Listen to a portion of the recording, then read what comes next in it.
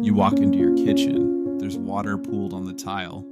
The dog's bowl is tipped on its side, its contents seeping slowly toward the door. You didn't see it happen. No one told you. But almost instantly, without hesitation, you arrive at a conclusion. The dog must have knocked it over. This is not deduction. You didn't follow a rule to its inevitable result. It's not induction either. No pattern drawn from past repetitions. Abduction. How your mind leaps from clues to meaning. A form of reasoning that lives not in certainty, but in possibility. A guess, yes, but an informed one.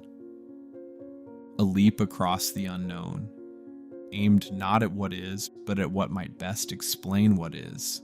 Abduction, also known as inference to the best explanation, is how the human mind makes meaning from fragments.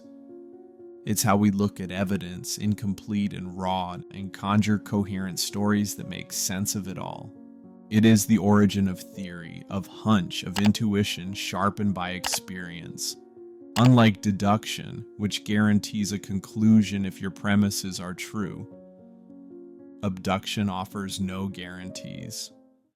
It trades certainty for speed, precision for flexibility. It's not about proof, it's about plausibility. If your phone won't charge, you don't immediately dismantle the electrical grid, you jiggle the cable. Swap the adapter. Why? Because your brain, without thinking, abducts the simplest explanation. The cable's gone bad. It's not certain, but it's the best guess based on what you know.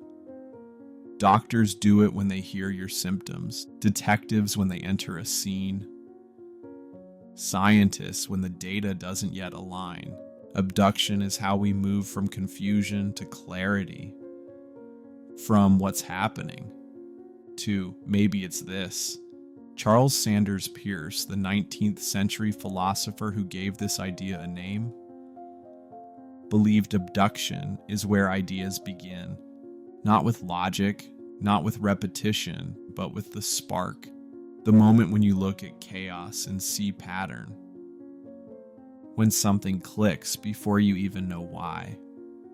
And though this form of thinking is imprecise, it's the foundation of our creativity, of our survival. When the noise of the world surrounds us, abduction allows us to cut through, to fill in the blanks with something that could be true, even if it might not be. It's what let early humans track predators without seeing them. It's what led Einstein to wonder if time could bend. It's what drives every human to ask not just, what is this, but what could explain this? But like all forms of reasoning, abduction has its shadows. The best explanation isn't always the right one. Bias slips in.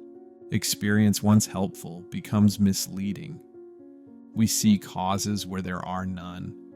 We fill gaps with fear, with assumption, with the convenient rather than the correct. This is how conspiracies are born, how misdiagnoses happen, how the wrong person ends up in handcuffs, because the mind, eager for coherence, will sometimes prefer a neat fiction over a messy truth.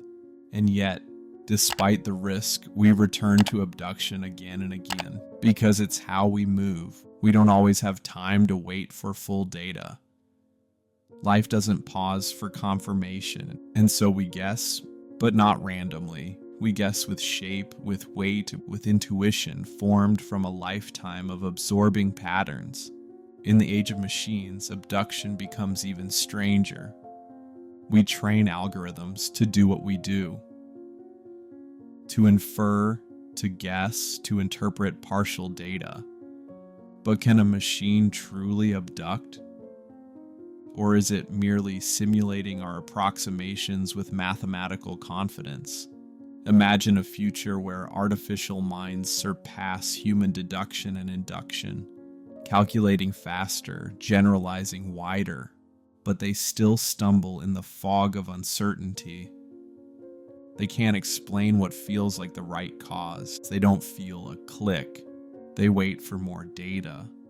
And by the time they're certain, the moment has passed. Now imagine a hybrid consciousness. Human intuition fused with machine precision. A mind that abducts like we do, instinctively. But test those insights at quantum speed. The result? The end of trial and error, the birth of real-time discovery. We might see cities diagnosed like bodies, climate systems inferred before collapse, social trends detected not after the damage, but at the moment of first fracture. But even then, abduction won't die. Because at its heart, it is not just logic, it is storytelling. The way we connect dots, not just to know the world, but to understand ourselves within it. Every time you look into someone's eyes and sense something they haven't said, every time you trust your gut in the absence of proof, you're abducting. You're searching for the best explanation.